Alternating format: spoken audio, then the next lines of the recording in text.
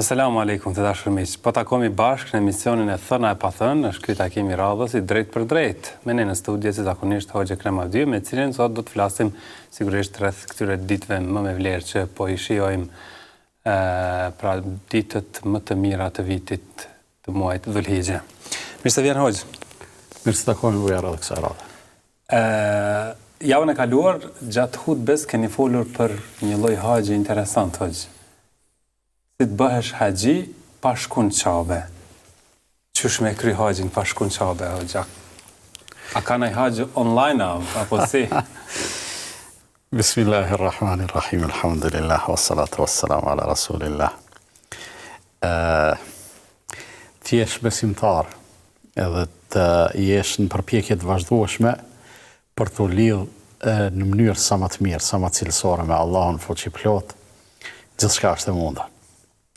Për arsye se ajo që vërtet kërkohet prej secilit besimtar është që të jetë në një lidhje të pashkëputur me Allahun e madhruar dhe moto i jetës tij të jetë pikërisht ajo formula të cilën tani haxhilerët e shqiptojnë shumë lebejk Allahumma lebejk, të përgjigjemi Zoti ynë, të përgjigjemi, apo edhe ajo motoja të cilën fuqishëm e ka promovuar Kur'ani fammadh ku besimtarët duhet të thonë semi'na wa ata'na. Dëgjuam dhe u bindëm. Në të vërtet, kjo është ajo që kërkohet prej secilit besimtar, edhe me këte, derisa ka përzemërsi edhe përkushtim, derisa ka sinqeritet. Me këte arrihet shpërblimi i plot edhe nëse nuk është arrit kryerja formale e veprës.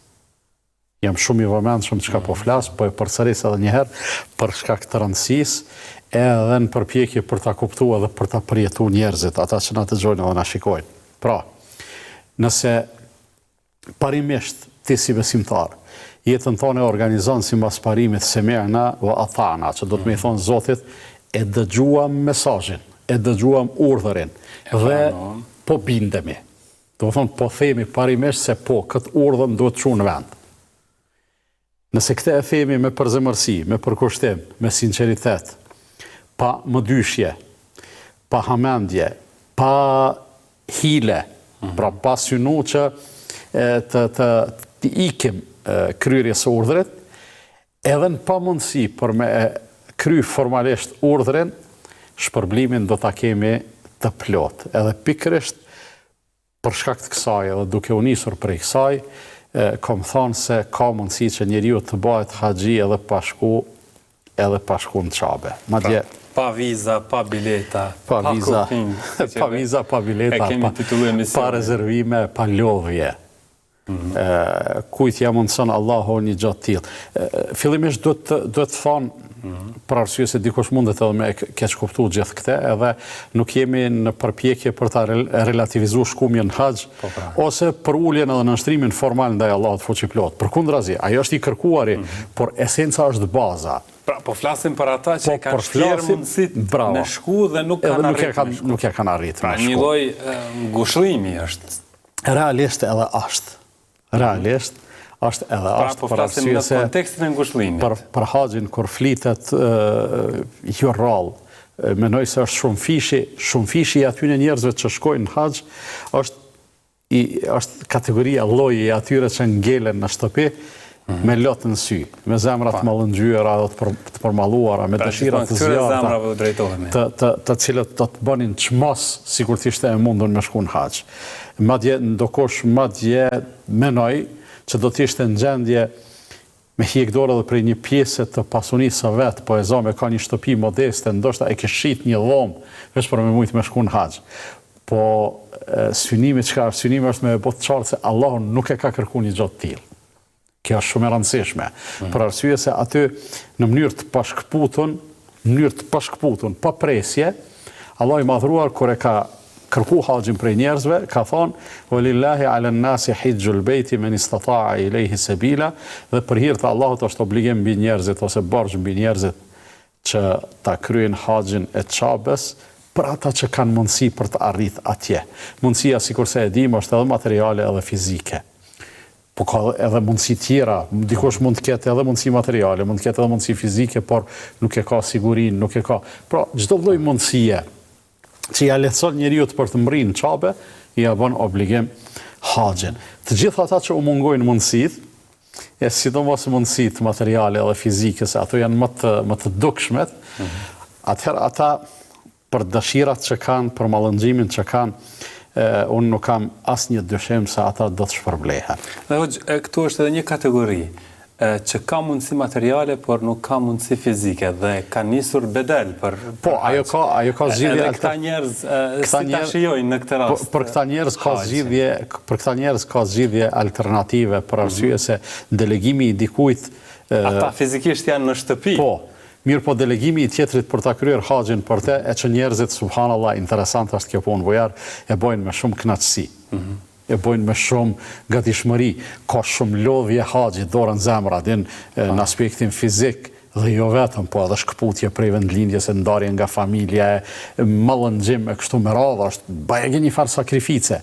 Megjithatë njerëzit me shumë kënaqësi shkojnë bedel për me e kry haxhin për dikant. Në këtë rast, ai i cili e ka delegu dikant që me paret e tij me shku, me paret e këtij pra autorizuesit, me shku me e kry haxhin, është haxhi edhe formalisht, vetëm se fizikisht s'ka mujt me qenë prezent. Mirë po ata që mendoj se mos tepër me meritojnë, mos të ngushëllohen, se s'u ka ndodhur kur farë fatkeqësie, ndoshta meritojnë të përgëzohen, meritojnë të përgdhelen, janë pikrisht ata njerëzit të cilët s'kan pas mundësi ndërsa zemrat u çajnë. Është interesant se edhe Kurani, edhe hadithet e pejgamberit sallallahu alaihi wasallam janë plotë për plotë me shembuj bojar që na tregojnë se njeriu edhe pa e kry një vepër mund të arrijë vlerën e saj për shkak të përzemërsisë dhe për kushtimet. Derisa jemi duke folur për haxhin, se sigurisht duhet të flasim qysh është njeriu haxhi pa shku në qabe, jo në kuptimin e formalitetit të haxhit e kështu me radhë, se ka edhe shumë gjëra tjera. Te na për shembull ka nganjëherë disa njerëz kur dojnë me uru dikant për shkak se ja u ka bën një të mirë, i thojnë të bëft qabe. Ose thojnë për dikant kur dojnë me e lavdu atë që është njeri i mirë, thojnë ai është haxhi i lindon. Edhe për një mend këtu nuk është qëllimi te haxhi konkretisht, por është qëllimi te përshkrimi i një mirësie që gjendet te një besimtar. Unë mendoj se kjo është një përshkrim jashtëzakonisht i mirë dhe i këndshëm. Kështu që qysh duhet të jetë haxhiu, pati mundësi të shkoj, ose s'pati mundësi të shkoj, sigurisht do të flasim. Po dua të them, qysh ka mundësi njeriu me arrit vlerën e veprës pa e kry atë. Duke qenë se jemi duke folur për haxhin, koha e haxhit, sezona e haxhit e ka mes tjerash edhe kohën e kurbanit. Dhe lidhet shumë ngushtë me historikun e Ibrahimit a.s. I cili është një imam, një prijatar në çdo kauz të mirë, të mbarë. Inne Ibrahime kana umme, Allah i madhruar e përshkruan kështu në kaptinën e Nahl. Ibrahimi ishte ummet. Disa komentatorë kanë thonë ummet, do më thonë vetë si person, si individ, e kishte vlerën e një komuniteti, e një bashkësie. Mirë po, akoma më i fuqishëm se ky interpretim është qëndrimi atyre që thonë inne Ibrahime kana imama. Umme, imam, se për njëtës raj është, do më thonë ishte model, shembulltyr. Edhe për një mend i këtill ka qenë, për arsye se edhe historiku i haxhit lidhet me Ibrahimin a.s. Por edhe historiku i kurbanit. E te kurbani e kemi rrëfimin për Ibrahimin a.s. dhe të birin Ismailin, ku sprova e tij nuk ishte si sprova jonë. Respektivisht sprova jonë nuk ishte si sprova e tij, për arsye se atij u kërku që për kurban ta flionte të birin Ismailin, jo të flionte diçka nga pasuria e tij. Gjë e cila kërkohet prej neve. Ne kërkojmë të sakrifikojmë diçka nga pasuria prap me kushtin e mundësisë. Ndërsa Ibrahimit a.s. ju kërkua që të flionte të birin, dhe kjo ishte sprovë e dyfeshtë, ishte edhe për Ismailin, edhe për Ibrahimin, për të dytë. Ju kërkua të flionte gjithçka kishte. Më të shtrejtën, që ndoshta më shtrejtë se vetë jeta, tu e pas parasysh se kush është prind, e din se ndoshta është gjendje të fliohet vetë për ta shpëtuar evladin. Megjithatë, të dy ishin shumë të bindur, të përgatitur, të përullur, të nënshtruar e kështu me radhë, dhe nuk ndodhi therrja. Kjo është më e rëndësishmja. Allahu e kërkoi, ata e dëshmuan gatishmërinë, por Allahu nuk lejoi që të ndodhë therrja, por në fund Ibrahimit alayhi salatu wasalam i tha, ja Ibrahimu qad saddaqta ar-ru'ya. O Ibrahim, atë që të është urdhëruar nëpërmjet ëndrrës ti e realizove.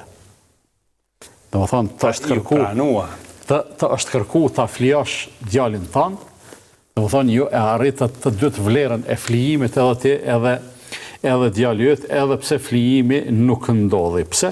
Për arsye se vepra u konfirmu, gatishmëria u konfirmu dhe në këtë rast nuk flasim, në asnjë mënyrë nuk jemi duke folur për ndonjë gjë të cilën Allahu nuk e dinte e tani e kuptoi ose e mori vesh, për arsye se Allahu i di të gjitha edhe para se të ndodhin.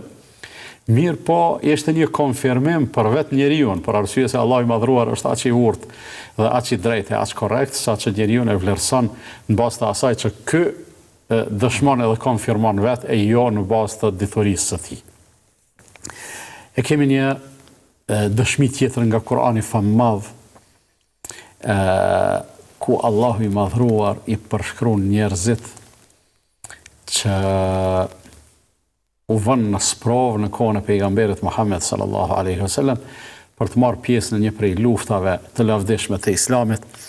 Edhe në atë luftë përveç pjesëmarrjes fizike kërkohej edhe investim material prej secilit. Pra ushtari nuk ishte ushtar i shtetit, ai ishte në një farë mënyrë ushtar, pjesë e ushtrisë së shtetit, por shteti nuk e pajiste, nuk e armatoste.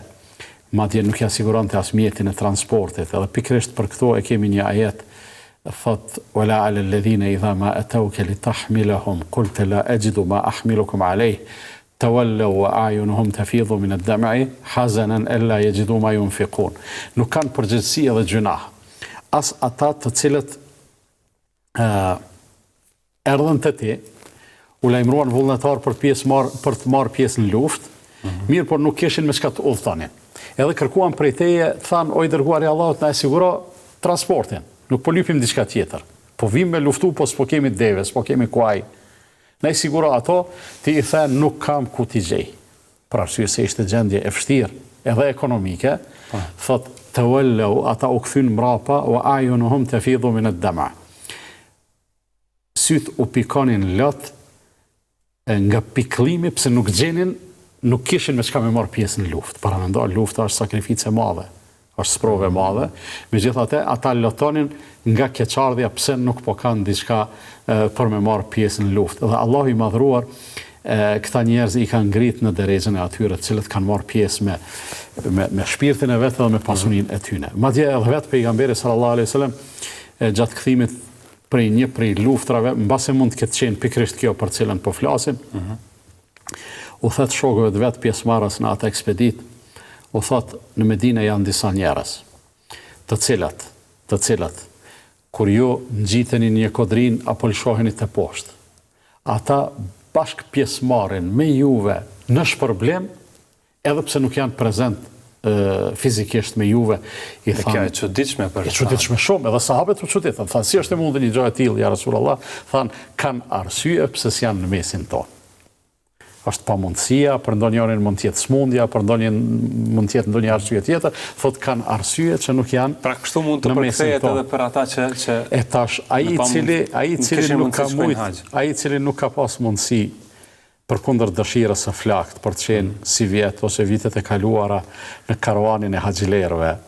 Ai duhet të ngushëllohet me gjithë këtë që thamë, edhe me rafimin e Ibrahimit. Dhe në këtë rast, ky lloj mallëngjimi për ata që nuk arritën të shkojnë në Qabe, është një lloj adhurimi në vete?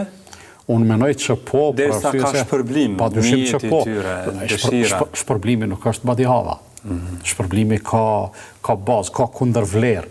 Mirë po, Allahu nuk shpërblen, ashtu që shpërblen njerëzit. Njerëzit janë kopracë, Allahu është bujar.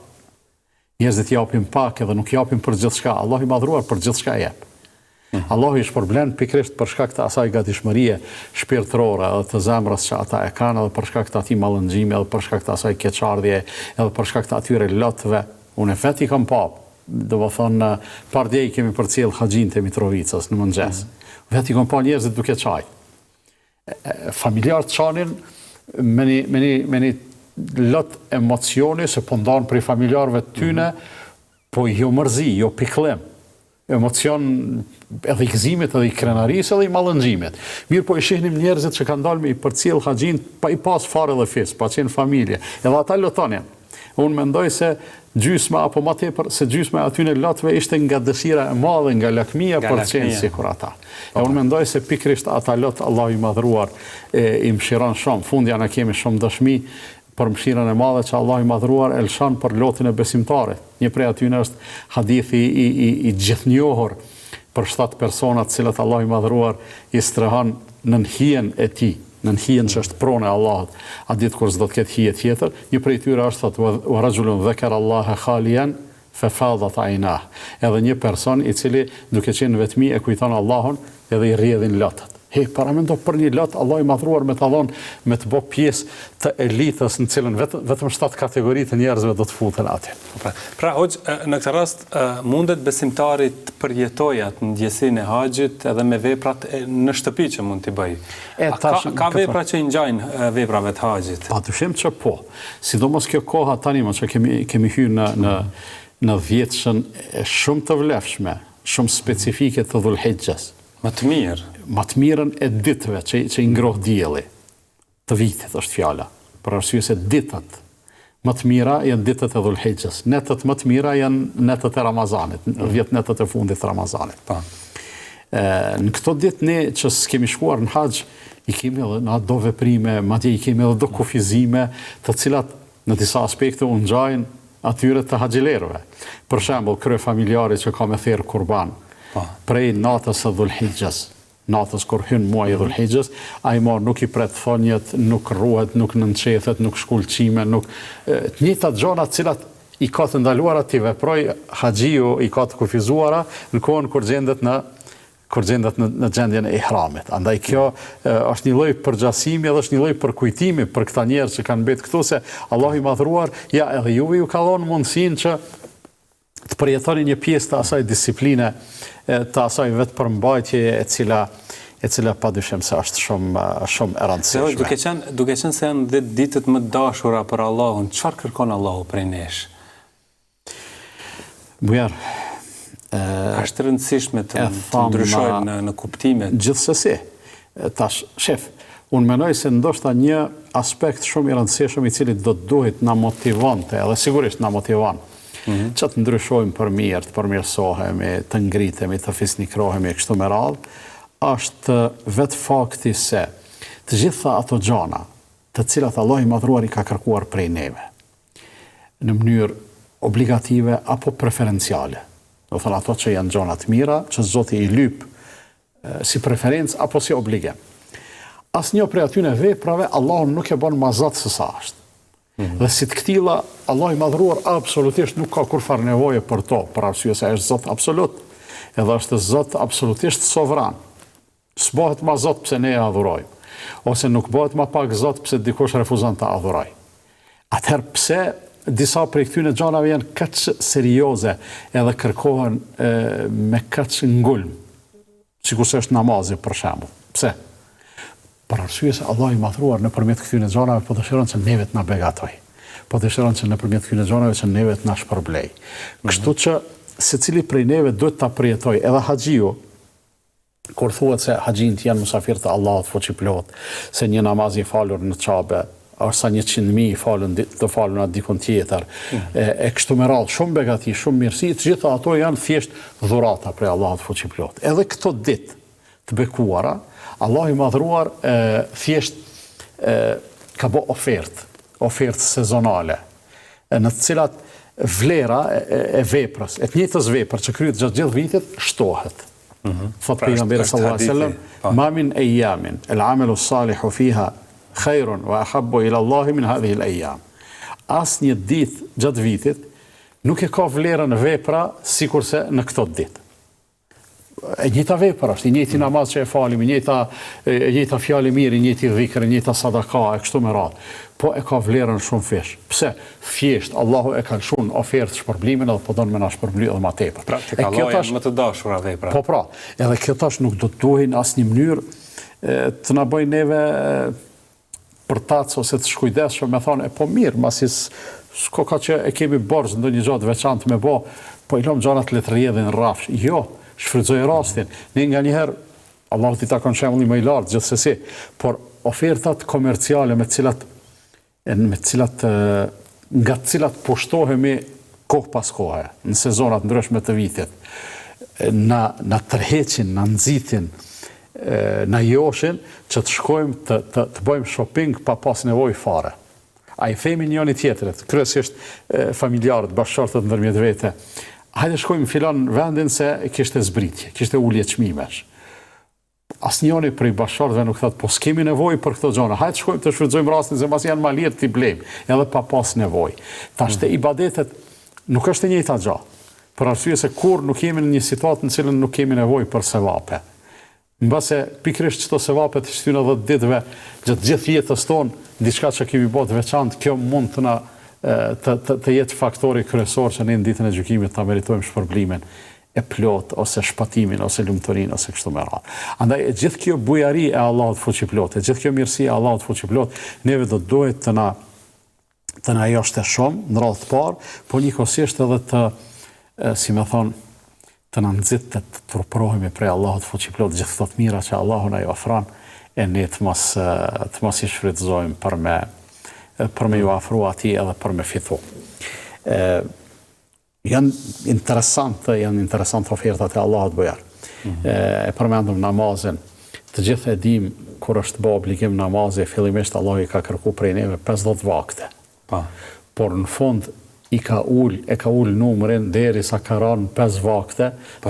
E ka ul numrin. Numrin e namazeve e ka ul dhe ka thonë, ato për juve janë 5, për mua janë 50. Pra jo vlerën. Shpërblimi edhe vlera ka mbet për 50. Kryerja dhe vepra edhe obligimi për neve ka rënë 5, për arsye se Allahu e di më mirë, po edhe vetë ai si më thonë, ajo procedurë e legjislacionit ka qenë interesante dhe i ka mësimet e veta. E ke tjetrën ku thot pejgamberi sallallahu alaihi wasallam, idha marida al-abdu aw safara kutiba lahu mithla ma kana ya'malu sahihan muqima. Kur të smuret robi ose kur të udhtoj, i shkruhen sevapet si kur të vepra që i ka bo kur ka qenë shëndosh, ose kur ka qenë në vend vetin. Ana të gjithë e dim se në mënyrë alternative, besimtari kur është i smur, i lejohet që ta uli intensitetin e veprave. Ti shkurtoj namazet, ti bashkoj ato, në vend se të falet në kam, falet ullon, shtrit, e kështu me radhë, për shkak të pamundësisë. Allah i madhruar shpërblimin i jep të plot. Edhe kur udhëton e shkurton namazin i bashkon ato, Allah i madhruar i jep shpërblimin e të plot, sikur se ka vepruar kur ka qenë në shtëpi. Ose hadithi tjetër në cilin pejgamberi sallallahu alajhi wasallam thot, men tamanna ash-shahadata bi sidqin ballaghahu Allahu manazil ash-shuhada'i wa in mata ala firashi. Ai i cili e synon edhe e dëshiron të jetë dëshmor me përzemërsi, Allahu do ta ngres në drejtën e dëshmorëve, në shkallën e dëshmorëve, edhe nëse vdes, që themi ne me kokën jastak, ose vdesjet natyrshme. Pse? Për arsye se Allah i madhruar e din se çka kemi ne në zemrat tona, çka synojmë, çka kërkojmë, çka do të bënim sikur të kishim mundësi, edhe pikërisht për atë gatishmëri. Për atë që do të bënim sikur të kishim mundësi, pikërisht për atë Allah i madhruar do të na shpërblej. Pra, besimtari ka mjaft rëfime, ngjarje dhe argumente që të ndjehet komod në pamundësi për të bërë disa vepra sikur se është shkuarja në haxh, por në anën tjetër nuk e ka krejtësisht pamundur të përfitojë për këtyre ditëve. Do të thonë kështu bujar. Apo don me u bë haxhi pa shku në Çabe. A i ke kryer haxhin ti? Jo. Allah ta mund të soft, inshallah, sa më shpejt me shku. Megjithatë është për jetim, nuk mundem me thonë se edhe këto duhet me thonë se ju hym hak atyne që kanë shpenzuar dhe kanë shku. Nuk janë të barabartë. Ai që ka dëshirë e s'ka mundësi, nuk është i barabartë me atë që ka mundësi e ka dëshirë edhe ka shku. Por me status edhe ky për çat dëshirë Allah i madhruar ka me shpërbly. Edhe kur jemi të shpërblimet do të thonë këte. Edhe pse Allah i madhruar njerëzit i shpërblen secilin në mënyrë adekuate. Edhe pse ti mund të shpërblesh më shumë se unë nuk do të ndij zili edhe keqardhje pse ty të dha Zoti më shumë se secilit që Allahu i jep do ta bëj të kënaqur. Wala sawfa yu'tika rabbuka fatarda. Zoti jot gjithsesi ka me të dhënë edhe do të ndash i kënaqur. Këtë e ka thënë pejgamberit vet, po këtë ajet e lexojmë edhe ne edhe absolutisht nuk ka kurfar pengese që edhe ne të frymëzohemi të frymëzohemi me te. Kështu që e ke shpërblimin e asaj dëshire, atij mallënxhimi, ai tjetri që ka shku e ka shpërblimin edhe të shpenzimit, edhe të lodhjes, edhe të mallënxhimit për familjen e kështu me radhë. Por nëse marrim tash, tham, i kemi disa të përbashkëta me haxhilerat, si veprime të thjeshta, formale. Por duhet t'i aplikojmë në jetën tonë edhe gjithë ato gjërat cilat janë parimore, e që në të vërtet ato aplikohen në kohë të haxhit edhe në vendet e haxhit edhe gjatë kryerjes së procedurave të haxhit. Për shembull, ndoshta i vetmi vend ku njeriu mund të ngarkohet me gjunah edhe vetëm pse e ka menduar të keqen është Mekkeja. Domethënë, të na me mendu keq, e mos me bë keq nuk ngarkohesh.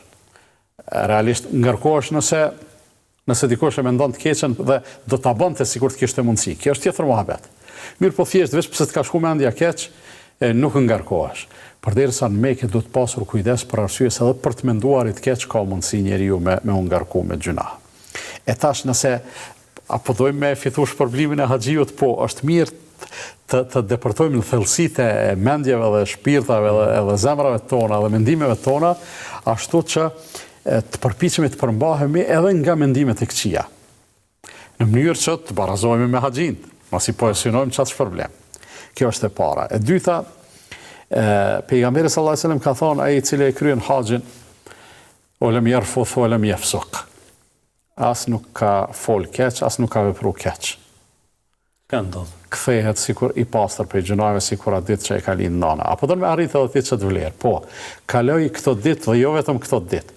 Po, përpiqu jepja besën Zotit që do ta kalosh tën jetën tënde pa bë as rafeth, as fisk.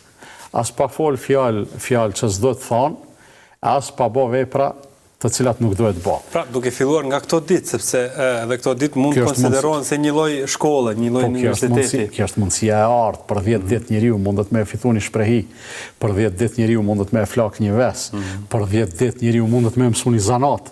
A shkoj njerëzit në për trajnime me ka 2-3 ditë, certifikohen edhe masanit të jetën e kryen një punë për cilën është aftësu gjatë atyne 2-3 ditëve, 5 ditëve, 10 ditëve. Ose 30 ditëve, sikur se e kemi Ramazanin e kështu me radhë. Pra, të gjitha këto janë mundësi të arta, edhe ne nëse dojmë për një mend me u bë haxhi pa shku në haxh, atëherë duhet t'i bëjmë edhe sjelljet e haxhiut.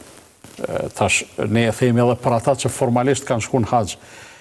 Prap po insistojnë atë, kur s'po kemi dëshirë, as gatishmëri, as po synojmë me relativizu shkumjen në haxh ose kryerjen formale të ibadeteve. Jo, nuk është relative, se është e rëndësishme derisa Zoti e ka kërkuar. Vetëm flasim në ato mundësi që vetëm po flasim për ata që e kanë të pamundur me shku, e tash ky duhet bëhet haxhi edhe me sjelljet e atij haxhiut që ka qenë atje, për cilin kemi thonë, zvan me thonë, unë jam ai i moçmi edhe pse më kon çape, edhe ti apo do më bëj haxhi po.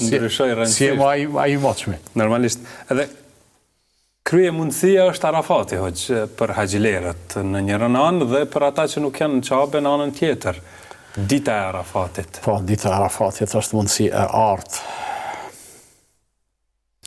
Është mundësi e artë, bojarë, se Allah i madhëruar e flet Allahu në përmjet pejgamberit vetë Muhammedit sallallahu alaihi wasallam, për një prezencë të jashtëzakonshme hyjnore në ditën e Arafatit. Pejgamberi sallallahu alajhi wasallam thotë, Allahu zbret dhe i afrohet shumë tokës në ditën e Arafatit, edhe mburret para melaçeve me ata njerëz që kanë dalë të pluhrosur, flokshprishur, të lodhur, të dërmuar nga nxehtësia, nga vapa, nga mungesa e komoditetit, por me një shkëlqim të veçantë të zemrave dhe shpirtave të tyre, me një cilësi edhe kualitet të veçantë të veprave të tyre, me një përulje të skajshme, me një përkushtim të rrallë. Edhe Allah i madhëruar, a ka dikush që bën më mirë se këta njerëz? Çka po lypin këta? Çka i ka qitë në këtë fush pa bim, pa hije, pa komoditet, pa gjallëni? Asgjë përveç adhurimit dhe lartësimit të Allahut fuqiplot.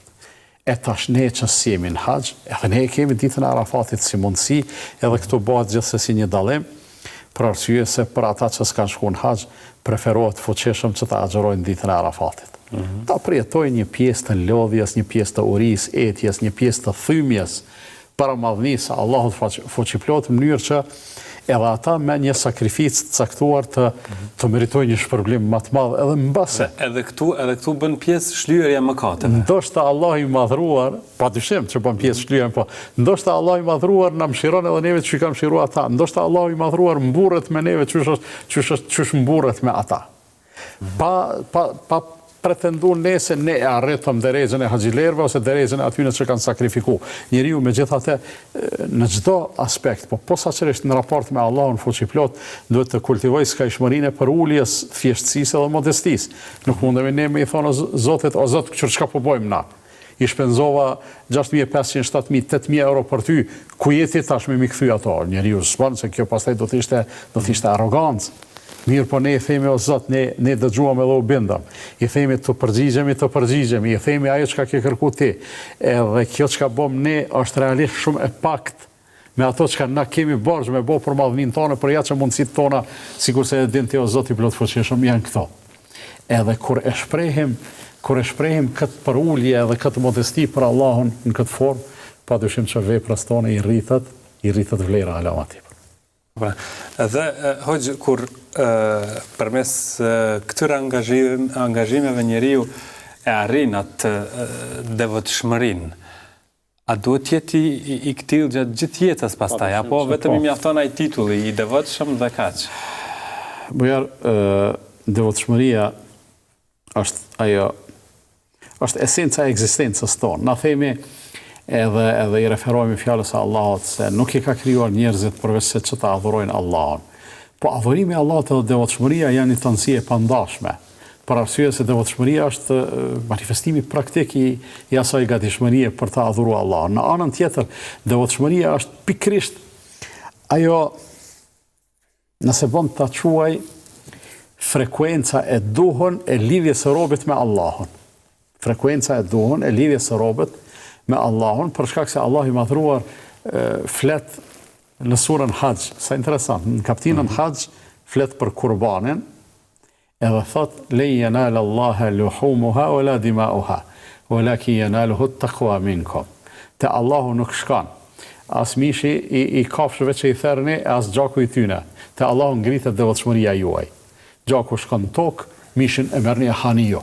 Përveç që e hani, paramendoj, e ke sakrifiku një kafsh, një dele, apo një lop, apo një deve, çka do qoftë për hir të Zotit. Kurban e ke bo. Logikisht do të duaj, a e thera për hir të Zotit, a e marrë shpërblimin dhe pagesën prej Zotit për te, po, leç aty. Po jo, Allah thot, merre mishin. Edhe çka bën me ta? Një pjesë maje për vete. Një pjesë nderoj të afërmit tu. Edhe një pjesë jep sadaka për fukarat. Ke bo sakrificë kurban, Allah të shpërblen për kurbanin, një pjesë të mishit ju jep fukarave, Allah të shpërblen për sadakan që ke bo, një pjesë kimi adhon të afërme, Allah të shpërblen për mirësin që ke bo, s'është lëmosh kjo, po edhe ajo pjesa me cilën keme ushqy familjen tone, a nuk është aja sadakaja ma e mirë, a nuk është aja që Allah i madhruar, mos te për me shpërblen për te. Në të gjithë aspektet shumë fish je i shpërblim. Pse? Për arsye se Allah i madhruar prej teje e lyp devotshmërinë dhe ajo ngritet te Allahu. Devotshmëria është gjendje. Nuk është diçka që preket, nuk është materiale. Devotshmëria është gjendje edhe mënyrë e jetesës me fjalë më të thjeshta, qysh Allahu ka qef me të pa. Andaj do të ishte e pa vend edhe e pa hishme që Allahu me gjithë këto të mira që na i ka dhënë, me gjithë këtë përgdhelje që na e bën, Allahu më na pa ndryshe prej asaj që ka dëshirë me na pa. Sa është në rregull. Le të na sheh Allahu ashtu që ka qef me na pa. Gjithsesi do të jemi fitimtar edhe në këtë jetë edhe në jetën e përtejme. Padyshim. Mirë, tani do të shkputemi për pak çaste të dashur miq, rikthehemi pas pak, do të mirpresim telefonatat tuaja.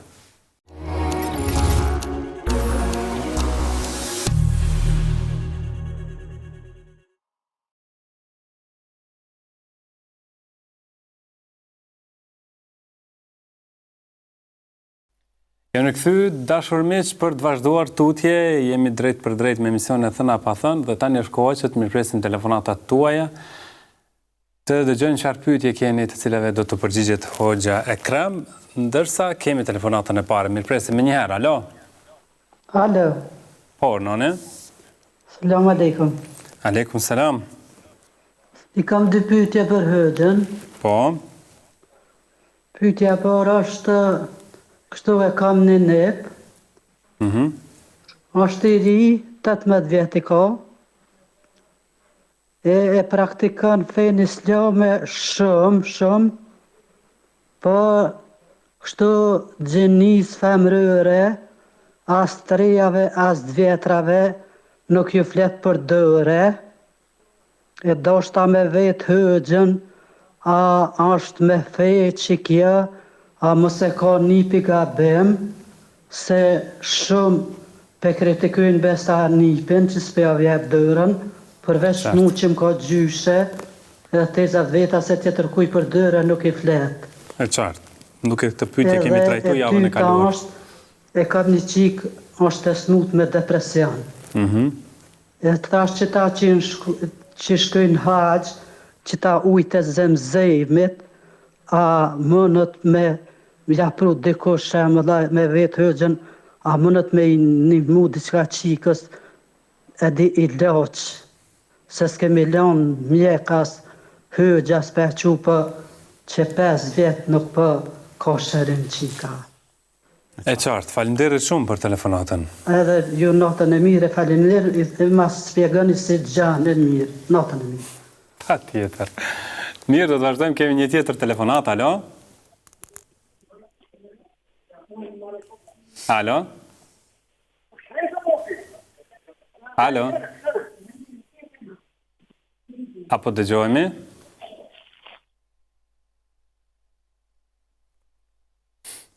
Presim, apo është shkputur telefonata, në vje keq. Pyetja për nipin thot, i cilë është praktikues, nuk u flet femrave për dore. Mirë, nipi nuk e ka gabim. Ajo që ka nipit duhet me pas parasysh, është vesh me usil mirë me të gjithë, nëse aji insiston mos mi audhon dorën, nuk e di pse insiston jo që mi audhon dorën. Kështu që nëse ju përshëndet si duhet, e ju nderon e ju respekton, atëherë mos e ngocni djalin. Po uji zemzem thot a mund uji të ndikoj? zemzem sigurisht që mundet me pas efekt, tash nuk mëj me thonë se shëron nga depresioni, po efekti i mirë është i pamohueshëm, po trajtimin e depresionit do të me e bot tamam qysh e jep mjekësia edhe qysh dohet. Mirë, vazhdojmë, kemi telefonatën e radhës, alo? Assalamu alaikum. Aleikum selam. Si jeni? A jeni mirë? Mirë, elhamdulillah, hoqë, si jeni ju? Jam mirë, elhamdulillah. Hoqë Recep Lushta. Po lajmërohemi nga Mekja. Mashallah, të barë. Përshëndesim juve dhe shekhin e ndërum në studion, shekhe Kremi. Allah të përshënderit shumë. Si jeni hoqë, si po kaloni? Mirë jemi, elhamdulillah, mirë po kalojme, mirë. Keni mbritur mirë? Është një atmosferë jashtëzakonisht e mirë. Gjithë haxhit në përgjithësi janë mirë, nuk kemi ndonjë pengesë për këtë qovë ndonjë smundje, po qovë ndonjë pengesë tjetër teknike në kryerjen e ceremonive, çdo gjë deri më tani ka shkuar në mënyrën më të mirë. Haxhit e Mitrovicës janë të akomoduar në hotelin Pride and Joy, që është prapërsisht 2 kilometra larg Çavës Bekume. Do të thotë është një vend jashtëzakonisht afër haremit, gjë që edhe haxhit janë shumë të kënaqur me akomodimin. Çdo gjë është duke shku ashtu sikur që është e parapo me programin e Bashkisë Islame të Kosovës. Dhe deri më tani veç mund të më them që të falenderojmë edhe udhëhecinë e haxhit Bashkisë Islame, gjithë udhëhecit e komunave dhe grupeve të haxhive, të cilët janë nivelin e detyrës, po gjithashtu një falendrim shumë i madh u shkon edhe gjithë haxhive dhe haxhikeve të cilët këtë vit janë musafirë të Allahu xhallahu, të cilët me përkushtimin më të madh janë duke munduar me kry ritualet e umrës, të cilën vetëm se e kanë kryer të gjithë, dhe jemi në pritje të ditëve të bekume të Dhul-Hijjës dhe shkuarjes në Arafat. Dhe si janë emocionet e besimtarëve atje hoqë?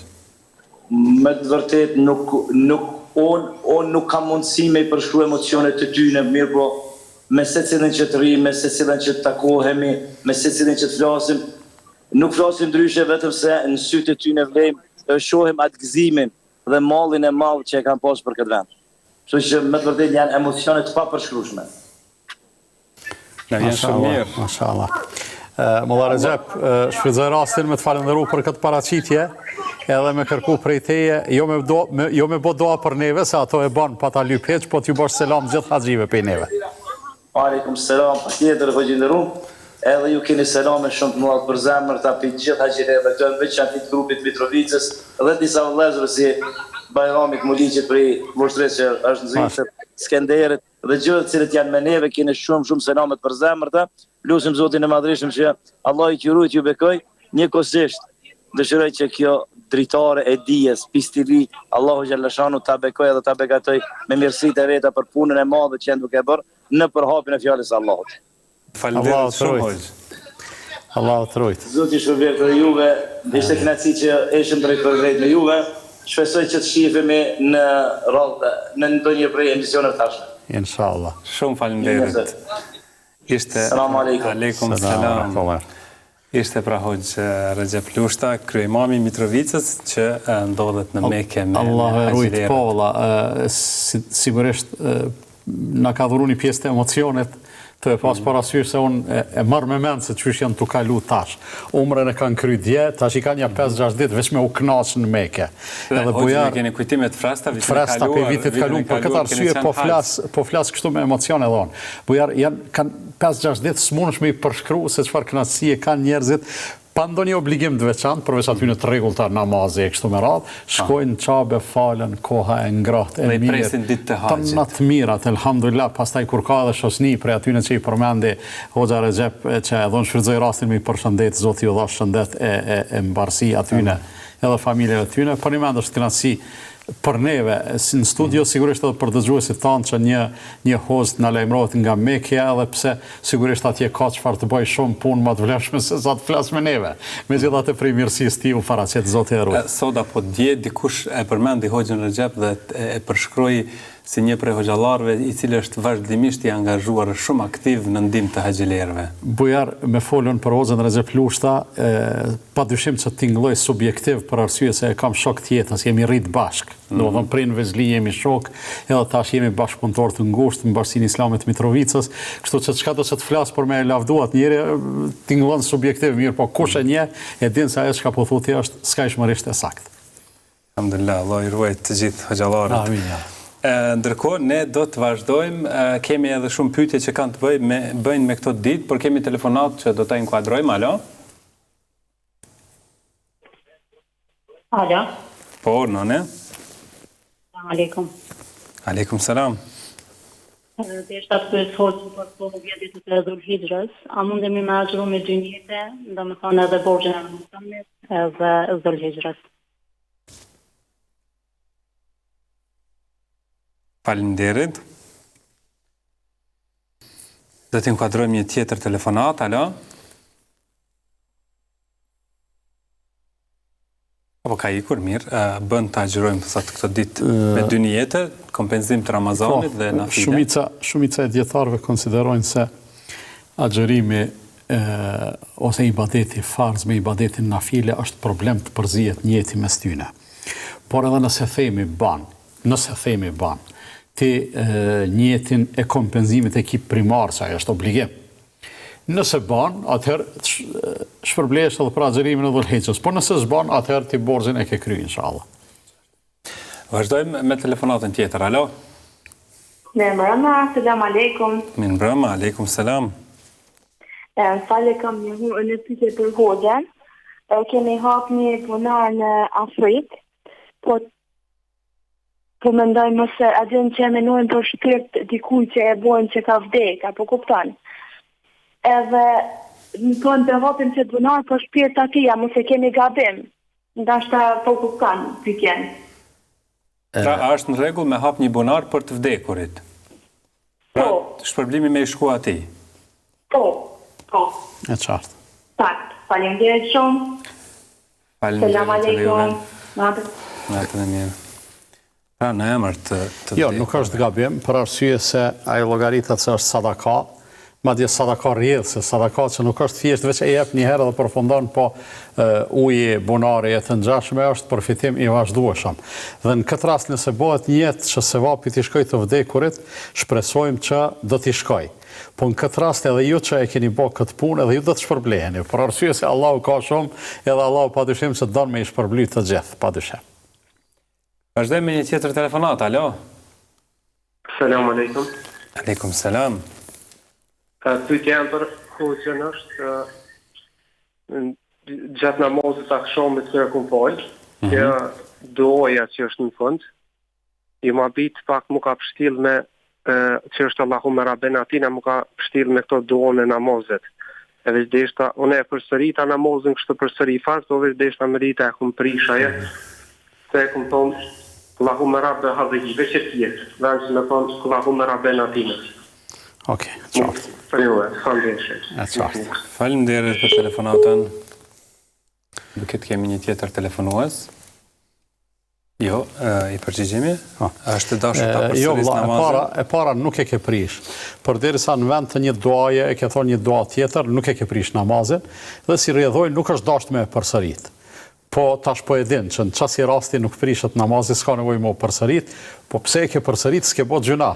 Po sasërisht për shkak se e ke bë pa e ditë, ke pas qef me qeni sigurt edhe çaj namazi i përsëritun, unë shpresoj se edhe ai ka me të xhinë. Mirë, vazhdojmë me telefonatën e radhës. Alo. Alo. Selam aleikum. Aleikum selam. Kam një pyetje për hoxhën. Po. Natën e Kurban Bayramit, a bën me agjeru, a ka sevap? Po, e qartë. Që do, faleminderit, Allah i shpërblet. Faleminderit edhe juve. Pra agjerimi i ditës së Arafatit.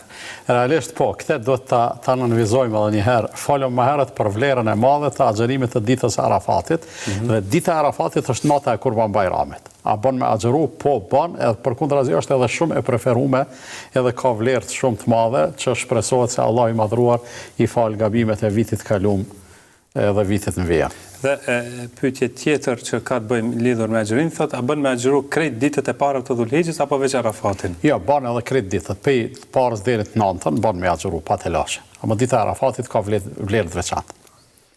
Kemi një tjetër telefonues, alo? Selam aleikum. Aleikum selam. Tani ja bëj hoxhës një pyetje. Po. Për namazin e nevojës, salatu hajë, nëse nuk të gaboj. Hajë.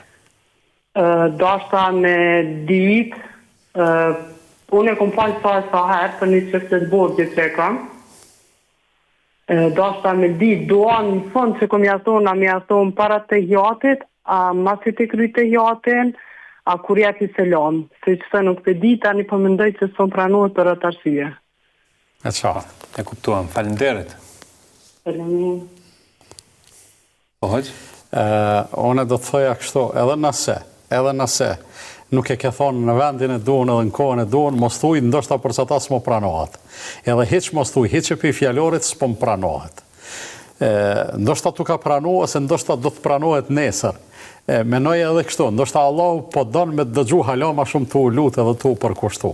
Edhe nëse e lut 10 herë ose 20 herë për një gjë, e Allahu një herë ta plotson atë që je duke e lyp, ato 9 ose 19 herë tjera, edhe ato kanë me të gjindë për diçka tjetër. Kështu që sa herë të lutesh, gjithmonë lutu me bindje se Allahu ka me ta pranu, edhe nëse nuk jetë duke e bë lutjen ose atë namazin mas mire. Pavarësisht. Në këtë rast, përgjigja është, mundesh me e thonë lutjen para selamit, pra pasi ti ke shkry krejt ato tehijatin edhe ato lutje tjera, ose mundesh edhe mas selamit. Lexojmë disa mesazhe shpejt, thot, a ka ndonjë sunet me pas parasysh para se me prej kurbanin? Jo, vetëm do të me prej me bismillah, edhe do të me pas shumë kujdes, fika me qenë në prehtë, edhe mundësisht kafsha mos me e pa fikën, do më thonë mos me në një farë mënyrë mos me e trishtu kafshën. A është vërtet që s'bën me i qeth thonjët e flokët para kurbanit? Ai që ka me prej kurban, po e vërtet është. Do më thonë krye familjare e aplikan këte. Po. Një mesazh thot, babin e kemi të sëmur, a duhet edhe ati mos t'i prejmë flokët thonjët pasi që me emër Zotit do të therim kurban? por nëse ajo është krye familjare, edhe nuk është e domosdoshme mja prej flokët e thonjë të kështu me radhë, atëherë mirë është pse të mos aplikohet ky rregull. Qartë. A bën me prej kurban gruaja, thot? Po, bën. Mundet gruaja me qenë krye familjare, bën me prej kurban ajo. Qartë. Kështu arritëm në fund, hoqë, faleminderit shumë. Faleminderit aty ju është i kënaqësi. Dashur miq, kaq për sa i përket takimit të sotëm. Faleminderit shumë që na ndoqët. Mirëmbëjtje.